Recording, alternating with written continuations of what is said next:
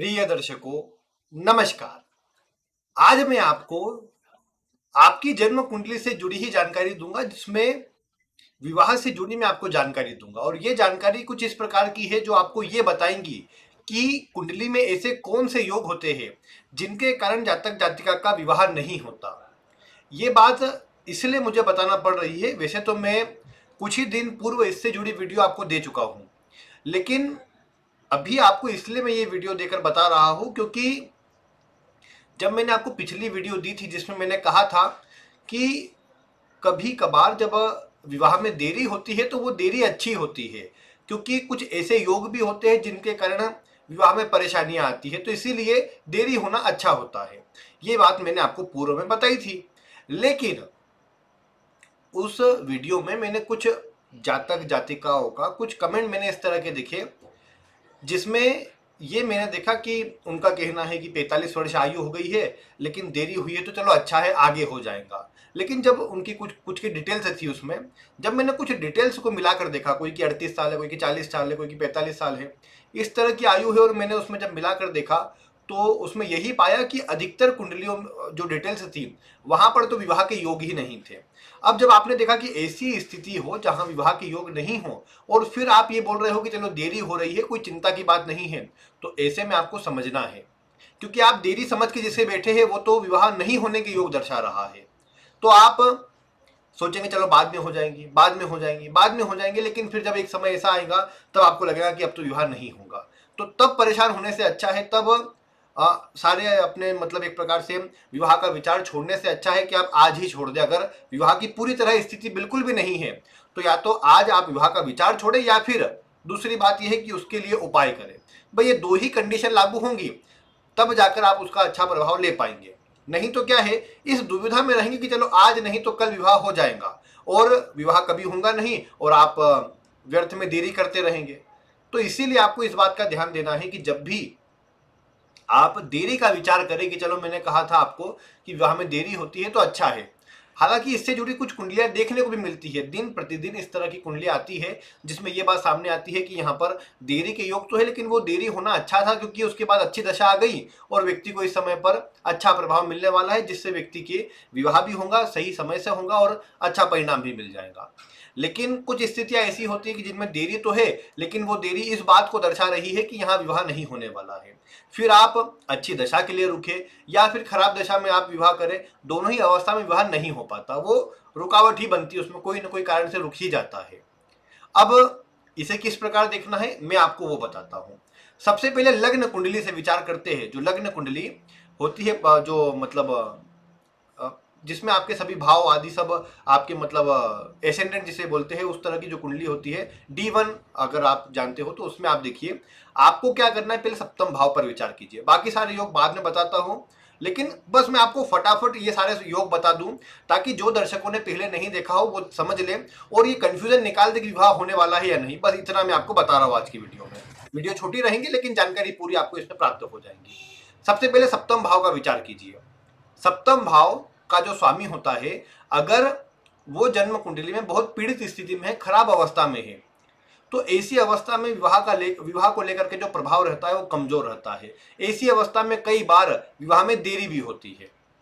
दूसरे नंबर की बात यह है कि मान लीजिए सप्तम भाव में मतलब शनि की दृष्टि आ रही है, शनि कहीं से भी देख रहे हैं सप्तम भाव को, तो आप ये देख पाएंगे कि ये भी अवस्था विवाह में देरी को दर्शाती है। अगर सप्तम शादी की स्थिति अच्छी ना हो तो विवाह में इसमें भी देरी होती है, लेकिन ये केवल देरी को दर्शा रहा है।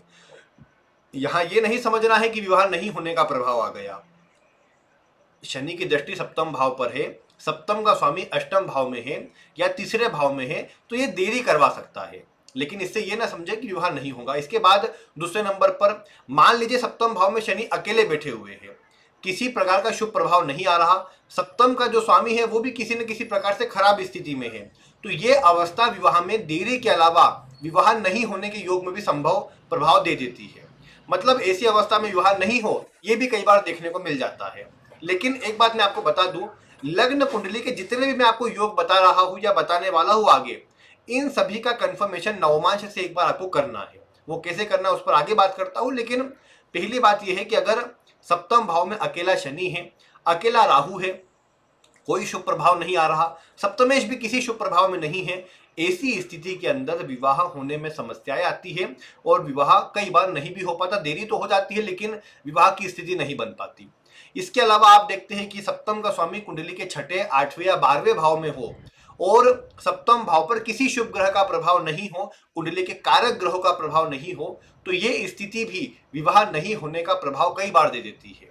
दूसरे नंबर पर आप अगर ये देखते हैं कि कुंडली में शुक्र और गुरु दोनों कुंडली के त्रिक भावों में है, छठे, आठवें और 12वें भाव में है, तो ये स्थिति भी विवाह कई बार नहीं करवाती है।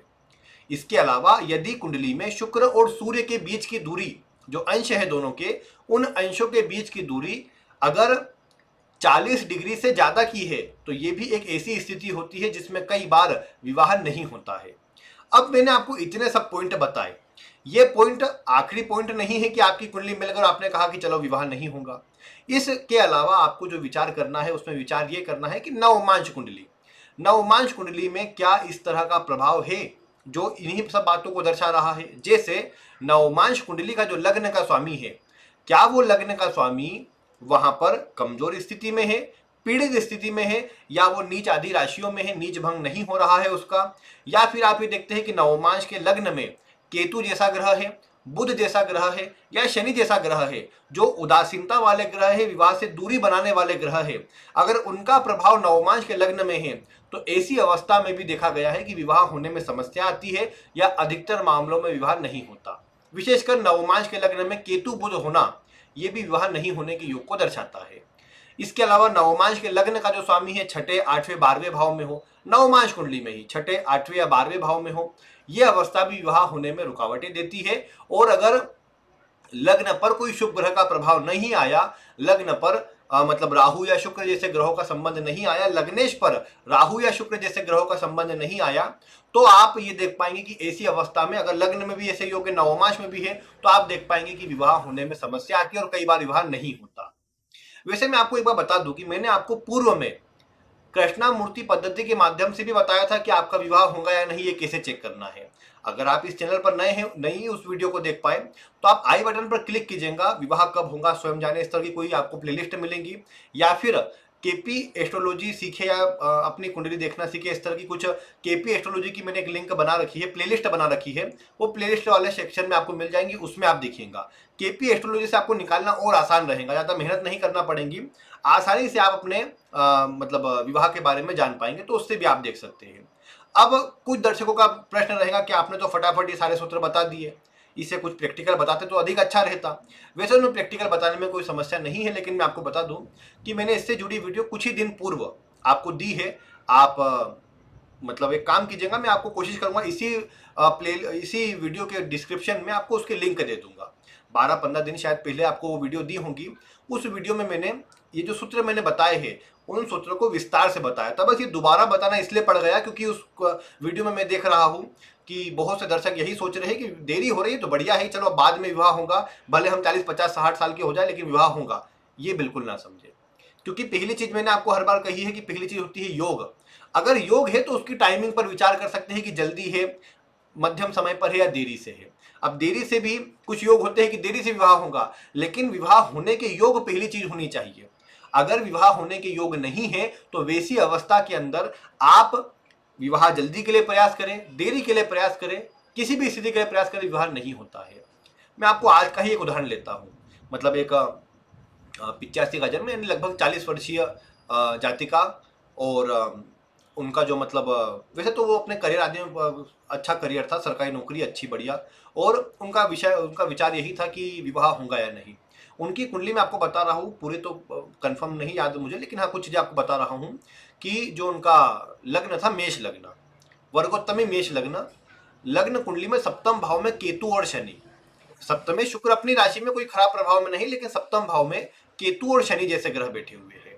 इसके बाद नवमांश कुंडली अगर आप देखेंगे उनकी, तो आप देखेंगे केतु और मंगल, ये दोनों ग्रह मेष राशि में लग्न में ही बैठे हुए हैं। मंगल पर कोई शुभ ग्रह का प्रभाव नहीं, सप्तम भाव का जो स्वामी है शुक्र, वो कुंडली के 12वें भाव में है, शायद 12वें में या अष्टम में, दोनों में से किसी एक भाव में, लेकिन खराब स्थिति में किसी न किसी रूप में, मतलब वो सपोर्ट वाली स्थिति में, हाँ बिल्कुल अपने कुंडली के 12वें भाव में है, कमजोर हो रहा है, उस पर कोई शुभ प्रभाव उस पर भी नहीं है। और आप देखेंगे तो नवमांश के लग्न में केतु मंगल का मजबूत प्रभाव जो विवाह की स्थिति को टाल रहा है, या फिर एक जो पर्टिकुलर आयु थी उस समय विवाह नहीं होने के बाद अब विवाह की स्थिति को छोड़ रहा है, या विवाह नहीं होने के योग को बढ़ा रहा है, वो बात वहां पर बढ़ी। लग्न कुंडली में भी केतु शनि जैसे उदासीन वाले ग्रह जो विवाह के प्रभाव को कम करते हैं, रुचि को कम करते हैं, नवमांश में भी यही स्थिति देखने को मिली, तो विवाह नहीं हुआ। एक और बात अभी याद आई कि कुछ समय पूर्व की ही एक और मतलब कुंडली, उसमें क्या था, उसमें नवमांश के अंदर बुध और केतु, महिला का जन्म 72 का, यानी लगभग मतलब 52 वर्ष के लगभग, 52-53 वर्ष के लगभग की आयु महिला की, उनका प्रश्न विवाह का नहीं था, लेकिन उनकी कुंडली का भी ये योग था कि लग्न वर्गोत्तमी, लेकिन नवमांश के लग्न में बुध और केतु बैठे हुए, तो लग्नेश 12वें भाव में था। अब लग्न पर शुभ प्रभाव नहीं, 12वें भाव में बुध, 12वें भाव में लग्नेश चले गए, सप्तमेश की स्थिति भी कोई बहुत बढ़िया नहीं, तो क्या हुआ कि जातिका ने अल्टीमेटली विवाह नहीं किया, या वो जो भी स्थिति बनी हो, कारण कुछ भी निकले, विवाह नहीं हुआ। इसी प्रकार बहुत सी कुंडलियां देखने को मिलती है जहां पर इनमें से योग लागू हो जाते हैं, और वो प्रभाव आप देखते हैं कि इस तरह की स्थिति दर्शाता है। और आप भी अगर अपनी कुंडली में इस तरह का योग देख पा रहे हैं, तो या तो मैं कहूं कि अगर लगभग उस तरह की आयु है कि जिसमें आप कुछ उपाय करके विवाह कर सकते हैं, और फिर अगर विवाह का रिजल्ट अच्छा आ रहा हो, चीजें मतलब दशा आदि अच्छी हो आगे, तो आप एक पर्टिकुलर सही समय में विवाह कर लेंगे, तो आगे की दशा सपोर्ट कर देंगी। लेकिन मान लीजिए आपके योग ही खराब है, और योग भी इस प्रकार के है कि विवाह किया जाए तो भी परेशानी आएंगी, तो वैसी अवस्था में विवाह नहीं होना ही अच्छा होता है, क्योंकि वैसी अवस्था में आप कम से कम अकेले रहकर प्रसन्न रह पाते हैं। नहीं तो फिर क्या होता, कुछ योग ऐसे हो कि विवाह के बाद परेशानी देने वाले हो, तो आप यही देख पाएंगे कि वो योग आपको विवाह के बाद परेशान करेंगे। अगर आप उपाय करके विवाह कर भी लेंगे तो भी आपको परेशानी आएगी। तो इसीलिए ये जो मैंने आपको सूत्र बताए हैं, उन्हें पूर्व में चाहो तो आप वीडियो को देख सकते हैं, बाकी इन विषयों को जो मैंने आपको सूत्र बताए हैं, इन्हें कुंडली मिलाकर देखें, और कोई भी प्रश्न हो तो वीडियो में कमेंट करें, मैं उनका उत्तर आगे देने का प्रयास करूंगा। जैसे मैंने आपकी पूर्व के कमेंट देखकर ही ये विषय लिया, ताकि आपको मैं ये बता सकूं कि विवाह कई बार देरी नहीं होती, कई बार नहीं होने का योग भी होता है, तो उस पर भी आपको विचार करना है। बाकी कोई प्रश्न हो तो आप बता दीजिए। इसके अलावा वीडियो आपको कैसी लगी आप वीडियो में कमेंट कर सकते हैं, और चैनल पर नए हो तो चैनल को सब्सक्राइब करना बिल्कुल ना भूलें। आज की वीडियो में बाकी इतना ही। वीडियो देखने के लिए आपका बहुत बहुत धन्यवाद।